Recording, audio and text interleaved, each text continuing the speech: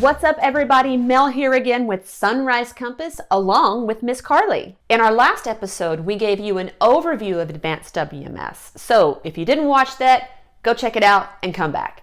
But now we're going to get into the nitty-gritty details. There's a lot to advanced WMS, so we're going to break it down into the main elements and configuration you need to know about. So Carly, tell us, what are the main elements of advanced WMS? Everything can boil down to four main configurations: waves, loads, shipments, and work.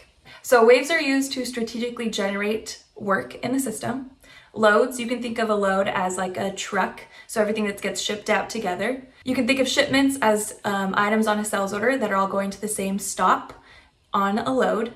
And work is any action in the warehouse, so it's usually a pick and a put or a movement between locations. One way I like to think about these configurations is that waves have multiple loads on them, loads have shipments on them, and shipments are made up of sales order lines, and this all gets executed through work in the warehouse. Okay, got it. Those are the basic building blocks that we have to work with, but I know there's some config we need to have down pat. The two main configurations with this are work templates and location directives. Work templates are to decide what is done within the warehouse, while location directives direct where this work is completed. You can also use directive codes to make sure that correct work templates hit the right location directives, so you are doing the right thing at the right place. Now, it's also important to make sure that you have security on this, so after go live, people are not messing around with these priorities, because that'll ruin all the work you've done and will mess up all of the work within the warehouse. Wait a minute. You can't just give everybody system admin? No, Mel. It's easier if you give security to the right people so they don't end up messing up with all your configurations. And the client will thank you for that effort too. So we've talked about the important elements in configuration. And I heard you mention location directives and work templates. And in my experience, those require the most effort to really understand. So tell us about those. Work templates are always in pick and put pairs, and the system will go through based on your set queries and priorities and pick a work template, and then it'll follow up by picking the location directives, also based on the queries you have set up and the different priorities. And the best way to figure out which location directive and which work template it's hitting is by looking at the work creation history log. And that'll tell you exactly which one it's hitting, and you can adjust your queries if it's not hitting the correct one. Whenever you were first learning location directives and work templates, what about those stumped you the most?